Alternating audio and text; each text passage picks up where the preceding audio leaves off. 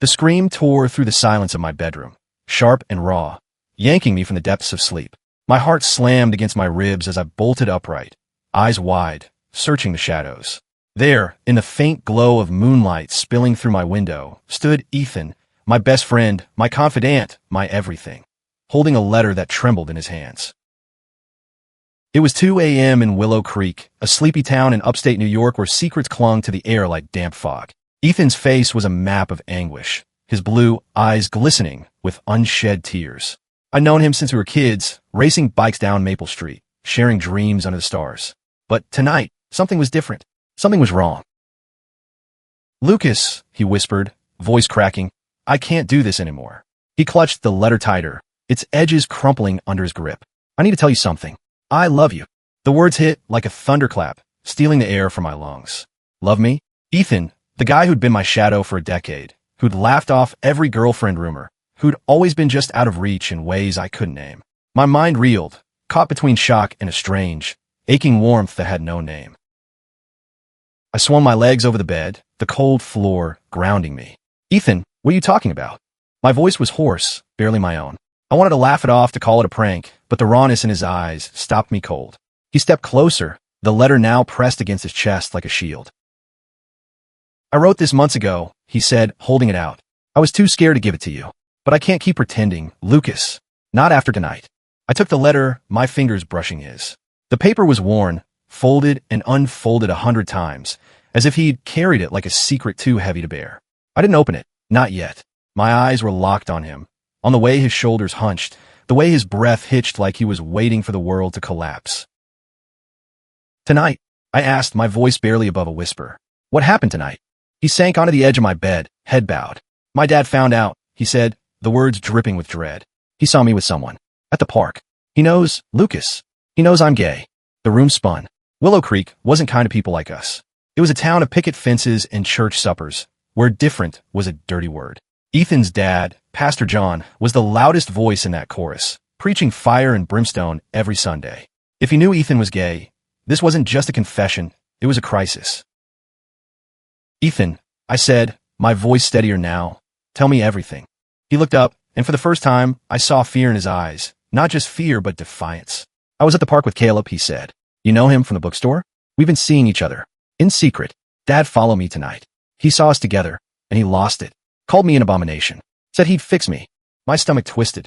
Caleb, the quiet guy with the shy smile, who always had a book in hand. I'd seen him and Ethan talking, laughing, but I hadn't let myself think. And now, Ethan was here, in my room, bearing his soul while his world burned. I reached out, my hand hovering over his shoulder, unsure. "You're not an abomination," I said fiercely. "You're you, and that's enough." He laughed, a broken sound. "You don't get it, Lucas. I've loved you for years. Before Caleb, before anyone. I wrote that letter because I hoped, you might feel the same. But I was too scared. And now everything's falling apart." My heart stuttered. "Loved me? For years?" The weight of it pressed against my chest, a truth I'd buried under years of friendship, of unspoken glances, of moments I'd chalked up to imagination. I wanted to say something, anything, but the words wouldn't come. Instead, I opened the letter. His handwriting was messy, urgent, spilling across the page like a confession he couldn't contain. "Lucas, I've watched you grow into someone I can't imagine my life without. I'm in love with you, and it terrifies me. If you don't feel the same, I'll understand. But I had to tell you, even if it ruins everything." I looked up, and he was watching me, his face pale, his eyes searching mine for judgment. But all I felt was a rush of something I couldn't name. Not yet. It was like standing on the edge of a cliff, knowing the fall could break me, but wanting to jump anyway. "Ethan," I said, my voice trembling, "why didn't you tell me sooner?" He shook his head, a tear slipping down his cheek. "Because I didn't want to lose you. You're my best friend. If you hated me for this, I could never hate you." I cut in, the words fierce, final. I reached for his hand, my fingers closing around his. His skin was warm, familiar, and yet entirely new. "I don't know what I feel yet," I admitted, "but I know I don't want to lose you either." For a moment, we just sat there, hands clasped, the world outside my bedroom window silent and vast. But I knew this was only the beginning. Ethan's confession had cracked open something between us, something that could either save us or destroy us. And in Willow Creek, where secrets were currency and judgment was law, we were already in danger. The next morning, The air in Willow Creek felt heavier, as if the town itself knew what had happened in my room. I woke to find Ethan gone, the letter still on my nightstand, its words burned into my mind. My chest ached with a mix of fear and something dangerously close to hope. I found him at the diner on Main Street, nursing a coffee, his eyes red-rimmed and distant. The place was nearly empty, save for old Mrs. Carter in the corner, muttering about the weather. I slid into the booth across from him, my heart pounding. "You okay?" I asked, though I knew the answer. He didn't look up. "Dad's called a family meeting tonight," he said, voice flat. "He wanted to go to some camp. Conversion therapy. Says it'll fix me." The words hit like a punch. Conversion therapy. I'd heard whispers about those places, camps that promised to cure people like Ethan, as if love could be reprogrammed. The thought of him being sent away, broken down, made my blood boil. "You're not going?" I said, my voice low but firm. "We'll figure this out." He finally met my eyes, a flicker of hope battling the despair. "Lucas, you don't have to. I'm in," I cut in. "You're not doing this alone." The rest of the day was a blur of planning. We met Caleb at the bookstore, its shelves a comforting maze of stories that felt safer than the world outside. Caleb was pale, his hands shaking as he told us about Pastor John's threats. "He said he'd tell the whole town if I didn't stay away from Ethan," he whispered. "He's got pictures, Lucas, from the park." I felt sick. Pastor John wasn't just a father. He was a power in Willow Creek, a man whose sermons could sway the town's heart. If he outed Ethan and Caleb, the fallout would be brutal. Gossip here wasn't just talk, it was a weapon. "We need to get those pictures," I said, my mind racing. "If he's got evidence, we take it. Neutralize the threat." Ethan stared at me like I'd grown a second head. "You're talking about breaking into my dad's office." "Exactly," I said, a reckless edge to my voice. "You know where he keeps his stuff. We go in, we get the pictures, we destroy them. He can't hurt you if he's got nothing to show." Caleb shook his head. "This is crazy. If we get caught, we won't," I said, though my heart wasn't as sure. "Ethan, you with me?" He hesitated, then nodded, a spark of defiance in his eyes. "Yeah, let's do it." That night, under a sky bruised with clouds, we crept toward the church. Pastor John's office was in the back, a small room lined with books and secrets. Ethan had a key, stolen from his dad's desk years ago, never returned. The air was thick with the scent of pine and impending rain as we slipped inside. The office was dark, save for the faint glow of a streetlight through the window. Ethan led the way to a locked drawer in his dad's desk. His hands shook as he worked the key, the click of the lock echoing like a gunshot in the silence. Inside were the pictures, grainy, but clear enough. Ethan and Caleb in the park, sitting close, their faces soft with affection. My chest tightened at the sight, not jealousy, but a pang of something I wasn't ready to name. I shoved it down and grabbed the photos, stuffing them into my jacket. "We need to go," Caleb whispered, his voice tight with panic. But as we turned to leave, headlights swept across the window. A car door slammed.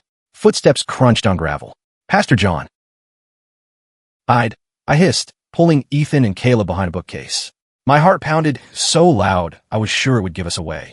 The door creaked open, and Pastor John's silhouette filled the frame.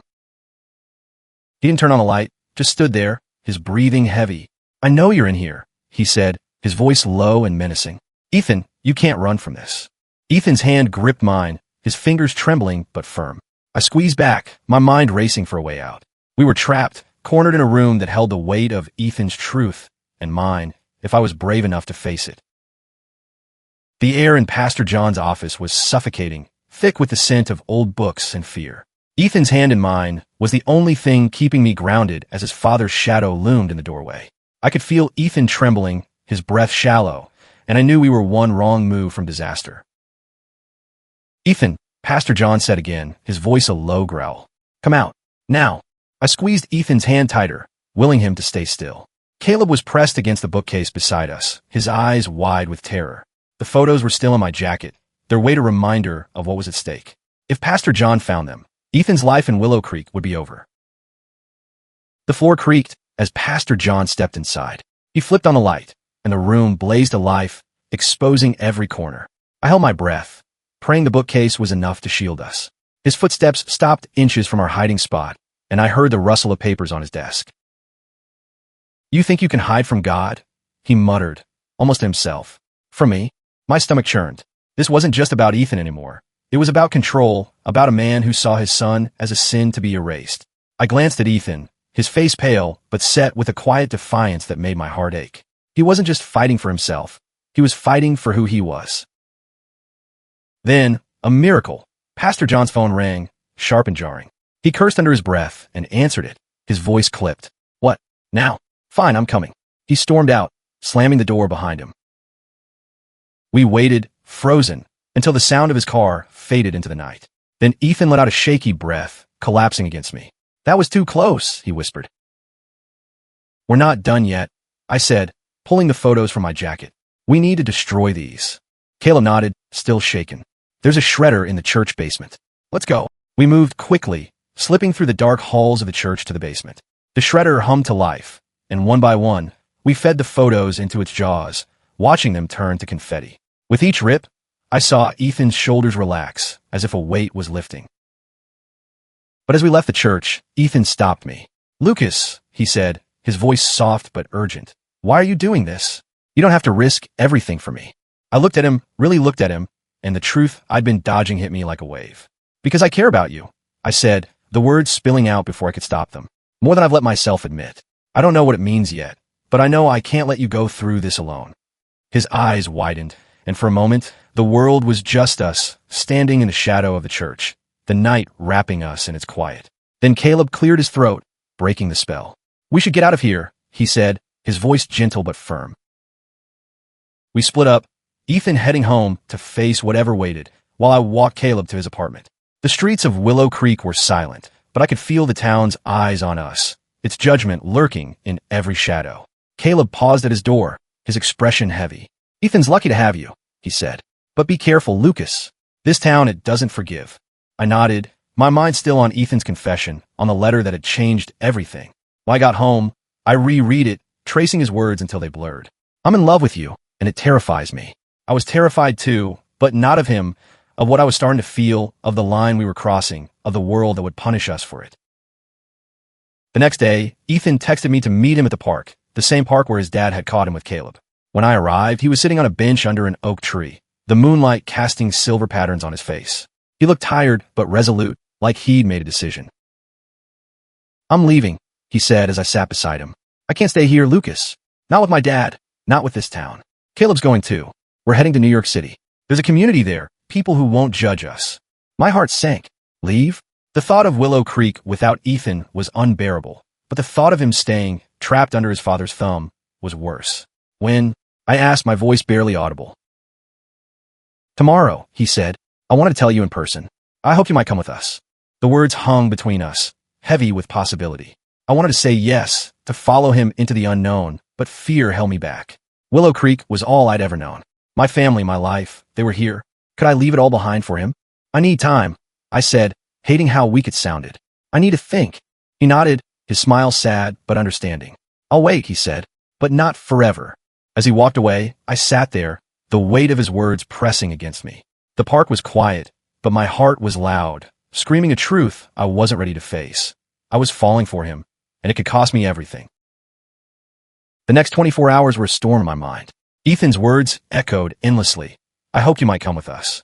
I wandered Willow Creek's familiar streets, past the diner, the bookstore, the church, each corner a memory of us. Ethan and me, kids dreaming of futures we couldn't yet see. Now, those dreams were colliding with a reality I wasn't prepared for. I went home and faced my parents, their faces etched with concern. Rumors were already spreading. Pastor John's sermon that morning had been a thinly veiled attack on sinners in the town. My mom, always perceptive, asked if something was wrong. I wanted to tell her about Ethan, about the ache in my chest, but the words caught in my throat. Instead, I mumbled something about school and fled to my room. There, I found a letter again, its edges worn from my restless hands.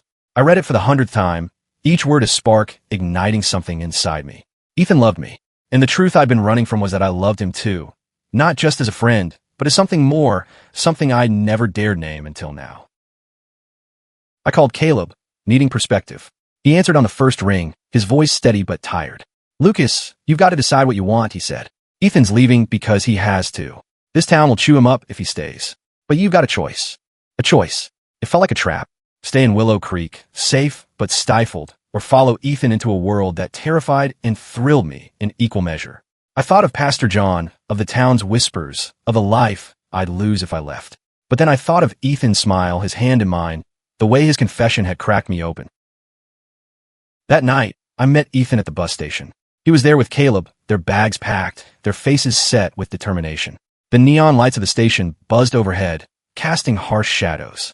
Ethan saw me and froze, hope flickering in his eyes. "I'm not ready to say goodbye," I said, my voice breaking, "but I don't know if I'm ready to leave either." He stepped closer, his hand brushing mine. "I don't want to force you," he said, "but I meant what I said, Lucas. I love you, and I'll love you even if you stay." Tears stung my eyes. I wanted to kiss him, to hold him, to promise I'd follow him anywhere. But fear was a chain, and I was still tangled in it. "Give me one more day," I said. "Please." He nodded, his smile bittersweet. One more day. The next morning, I woke to chaos. Pastor John had gone public, plastering flyers around town with Ethan's name, calling him out as a lost soul who needed saving. The news spread like wildfire, and by noon, the town was buzzing with judgment. I found Ethan at Caleb's apartment, his face pale, his hands shaking. "They're coming for me," he said, voice hollow. "Dad's got the church behind him. They're planning to drag me to that camp tonight." Rage surged through me. "No," I said, the word of vow. "They're not taking you." We devised a plan, reckless and desperate. Caleb had a friend in the city who could hide them until things cooled down. But we needed to get them out of Willow Creek before Pastor John's mob showed up. I called my cousin Mike, who owned a beat-up van and owed me a favor. He agreed to drive, no questions asked. As dusk fell, we piled into the van, Ethan and Caleb in the back, me up front with Mike. The town felt like a pressure cooker, every passing car a potential threat. We were halfway to the highway when headlights flared behind us, too close, too fast. "It's him," Ethan whispered, his voice tight. "It's my dad." Mike floored it, the van rattling as we sped toward the town line. The car behind us kept pace, its horn blaring like a war cry. I glanced back at Ethan, his face a mask of fear and resolve, and I knew this was it, the moment that would define us. "Keep going," I told Mike, my voice steady despite the panic clawing at my chest. "We're getting them out." The chase was relentless, the car behind us swerving dangerously close. But as we crossed the town line, the headlights faded and the night swallowed Pastor John's pursuit. Ethan let out a shaky laugh, his hand finding mine in the dark. "We made it," he said, his voice a mix of relief and disbelief. But as I looked at him, his eyes shining with gratitude and something deeper, I knew my choice was coming. Stay or go. Safety or love. The road stretched ahead, and with it, the weight of a decision that would change everything. The van hummed along the highway, the lights of Willow Creek fading in the distance. Ethan's hand was still in mine, warm and steady, grounding me as my mind raced. Caleb sat quietly in the back, his eyes fixed on the passing trees, while Mike kept his focus on the road, oblivious to the storm of emotions swirling around us. We reached the city just before dawn, pulling into a quiet street where Caleb's friend, Sarah, waited. She was a tall woman with kind eyes and a no-nonsense attitude, ushering Ethan and Caleb into her apartment with promises of safety. I lingered outside, my heart torn between relief and dread. They were safe, but what about me? Ethan stepped out to say goodbye, the morning light softening the lines of his face. "You did it, Lucas," he said, his voice thick with emotion. "You got us out." I had to, I said, my throat tight. "I couldn't let them take you." He smiled, but it didn't reach his eyes. "What now?" he asked. "Are you going back?" The question hung heavy between us. Willow Creek was home, but it was also a cage, a place that would never accept Ethan or me if I admitted what I felt. I thought of my parents, my friends, the life I'd built. Then I thought of Ethan's letter, his confession, the way his hand felt in mine. I thought of the park, the oak tree, the moment I'd realized I loved him too. "I don't know," I admitted, my voice breaking. "I'm scared, Ethan. Scared of leaving, scared of staying, scared of this." I gestured between us, the unspoken truth that had been growing since that night in my room. He stepped closer, his eyes searching mine. "I'm scared too," he said, "but I'd rather be scared with you than safe without you." The words broke something in me, a dam I'd built to keep my feelings at bay. I reached for him, pulling him into a hug, my face buried in his shoulder. He smelled of pine and coffee, of home and possibility. And in that moment, I knew. "I'm coming with you," I whispered, the decision settling into my bones like a truth I'd always known. "I love you, Ethan. I think I always have." He pulled back, his eyes wide, tears spilling over. "You mean it?" he asked, his voice trembling. I nodded, a smile breaking through my fear. "I mean it." We stood there, wrapped in each other, as the city woke around us. Sarah called from the doorway, reminding us to come inside. But for a moment, it was just us, two boys from a small town, daring to love in a world that didn't always understand. The days that followed were a whirlwind. Ethan, Caleb, and I settled into Sarah's apartment, a temporary haven as we planned our next steps. Willow Creek's grip on us faded, replaced by the hum of a city that didn't care who we loved. I called my parents, my voice shaking as I told them the truth. They were quiet, shocked, but they didn't disown me. "We just want you to be happy," my mom said, and I clung to those words like a lifeline. Ethan and I grew closer, our love a quiet rebellion against the world we'd left behind. We walked hand in hand through the city, unafraid, and each touch felt like a victory. Caleb found his own path, his bond with Ethan evolving into a deep friendship that anchored us all. One night, under the same oak tree in a city park that reminded us of home, Ethan kissed me. It was soft, tentative, then fierce, like a promise we'd both been too scared to make. The fireflies danced around us, and for the first time, I felt free. Looking back, that night in my room, when Ethan walked in letter in hand, changed everything. It was a shock, a confession, a leap into the unknown. But it led us here, to a life where love wasn't a secret to be buried, but a truth to be lived. Willow Creek might never understand, but we did. And that was enough.